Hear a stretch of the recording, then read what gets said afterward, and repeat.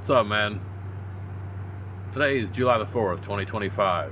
Been a while since I've been on the tube, and apologize for that. Get back to the mass reaction at some point. But on the way yesterday back home from a couple days on the road working, I got to thinking about idiots on the road, because I'd seen several people go out of their way to be jerks on the roadway, and that was a bit discouraging.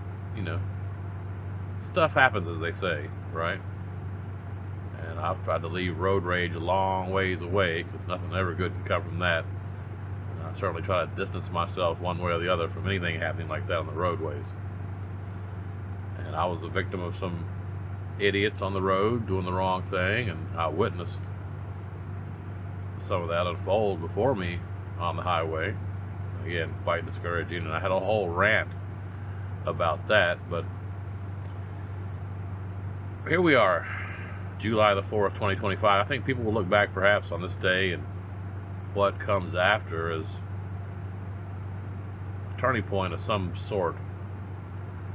Again, just like any point of inflection, it could go either way.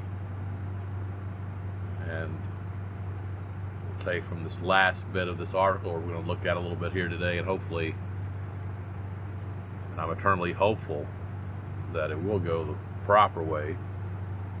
Because as we look back on history, as creatures on this planet, certainly as human beings in modern civilization, meaning recorded history,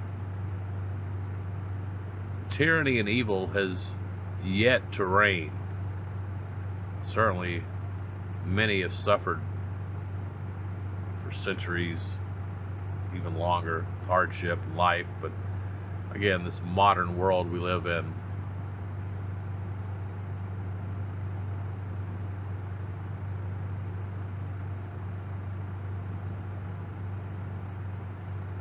evil has taken hold at times, but it has always been repudiated. I don't believe it's in our nature to hurt others. The opportunities that we've had laid before us, certainly myself as a child of the 60s, 70s, and 80s, we look back, as many often do, to the years past and say how awesome they were and how much better they were. But truly, that was a magical time to be here, certainly in the United States during that time. But this article is from the National Park Service, ironically enough, as these idiots begin to sell our public lands, because that's all they can do is find some way to put more money in their pocket. It really is amazing where we're at this point, where you cannot deny the truth of things. And I talk about Bernie a lot, and certainly have watched him in the floors of our government for many years, and he has not grown any slower of step or quick of wit. And of course, I think about where we would be if he hadn't been, excuse my French, rat-fucked in 2016, and we could have possibly had him as president for 8 years. I think certainly would have been much better off. But you can't deny that what he says is true. When we talk about the 1%, there's never been a more lopsided distribution of wealth. It really is sickening. Nowadays, I really don't know how young folk are going to be able to make it. Everything is upside down. Back again, when I was coming up, the luxuries of life were expensive, right? But life itself was decently affordable. My dad had a decent job for sure, but allowed my mom to be a homemaker. So even on one man's income, even though he did have some side jobs here as his hobby, as we love to do, is work, but never any big money. But we had money to have a new car and have a nice Christmas and have vacations and go to shows and to the beach every year, and it was doable.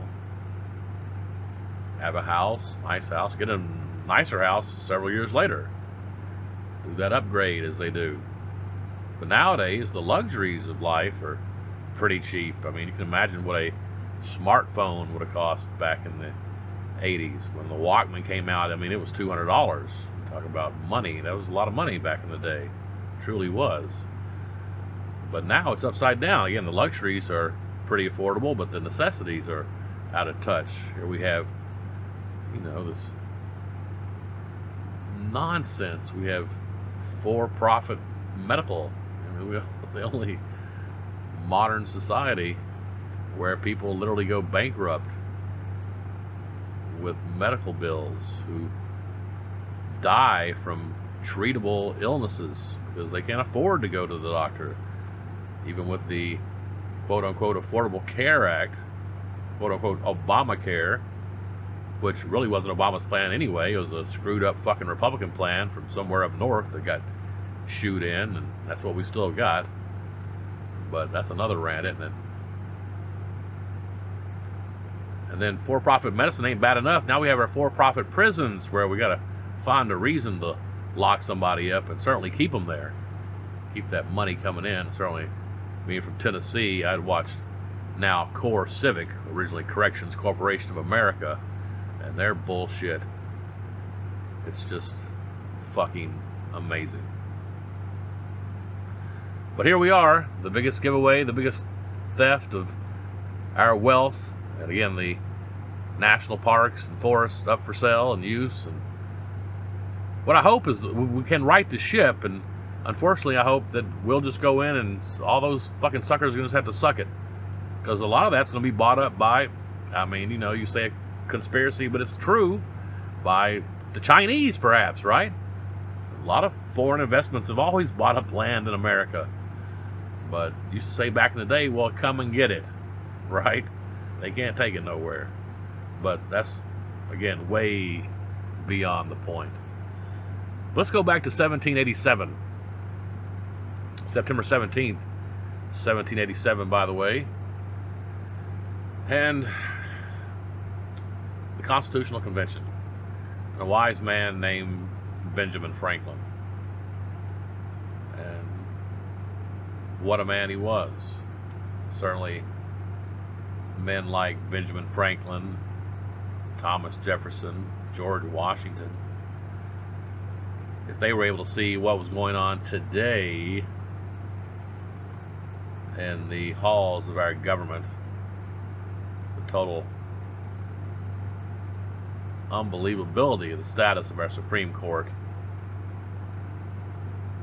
the unconscionable makeup of the House, certainly the Senate, but the House is full of the clowns. And I don't have to name them, but they're everywhere. Elected by the people. There and again lies part of the problem.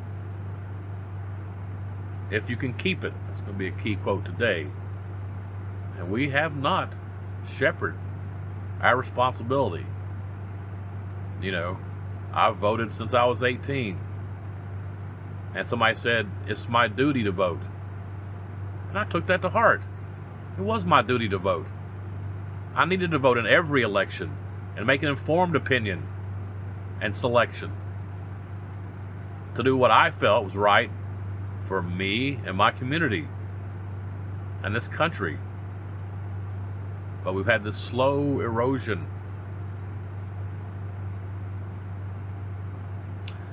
But Benjamin Franklin was trying to get some folks signed on and get this Constitution running.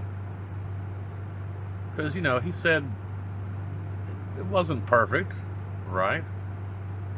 But how many things could be perfect?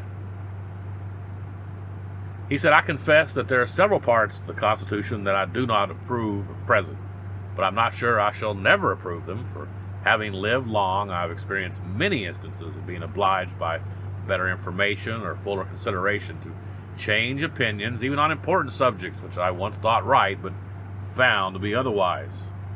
Imagine that, a man who can admit he is wrong and change his opinion. Franklin continued, he said, "It's therefore that the older I grow, the more apt I am to doubt my own judgment and pay more respect to the judgment of others." In these sentiments, sir, I agree to this Constitution with all its faults, if they are such, because I think a general government necessary for us, and there's no form of government but what may be a blessing to the people if well administered. Believe further that it is likely to be well administered for a course of years and can only end in despotism, as other forms have done before it, when the people shall become so corrupted as to need despotic government. It really is sickening. You know, I love this country. I love the history of this country. We have to take into context the times, certainly. And again, he talks about growth. You know, I can't imagine coming up and living in the South where you could literally go to the town square or the riverside and there are human beings being auctioned. We have come a long way, but we still have a long way to go. You know, I don't want to get off on another rant, but racism is the most ridiculous thing I can ever fucking imagine. That here we are, creatures on this planet, all Homo sapiens sapiens. There is no races. There are no races. There's the human race. It really is ridiculous that you would judge someone by the color of their skin, where they were born, a god they might worship. Again, as a young child, you know, I even knew that that was bullshit. Because there are many reasons to not like a person, and the last of which would be the color of their fucking skin. Give me a fucking break. Franklin continued, "From such an assembly can be perfect production be expected? It therefore astonished me, sir, to find the system approaching so near perfection as it does. Thus I consent, sir, to this Constitution, because I expect no better, and because I'm not sure that this is not the best." Now, George Washington would speak on that day. It was the only time he did. And he was for all the motions, again, trying to get all parties to sign. There were 3 holdouts. That was part of the problem there. But what a time. What a day. Many speeches given. And again, Benjamin Franklin with the true words of wisdom. Franklin, in the personal side, some other members there made an observation about the chair that Washington had been sitting in as he presided over the convention. The chair had an emblem of half of a sun.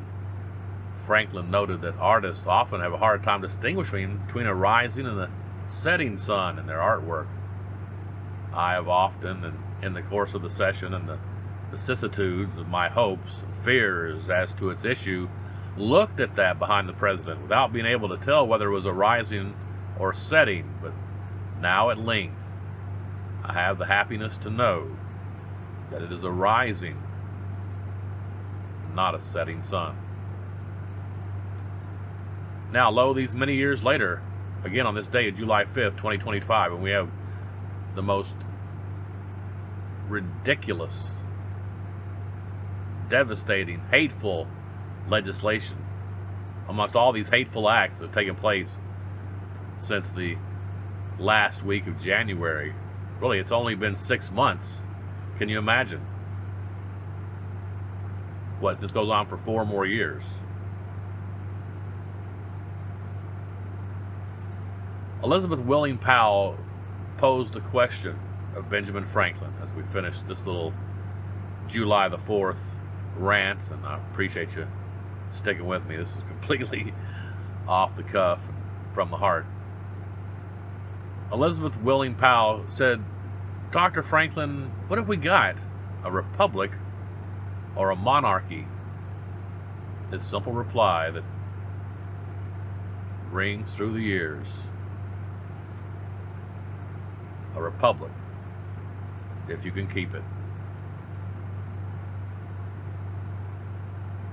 That's what's up, man.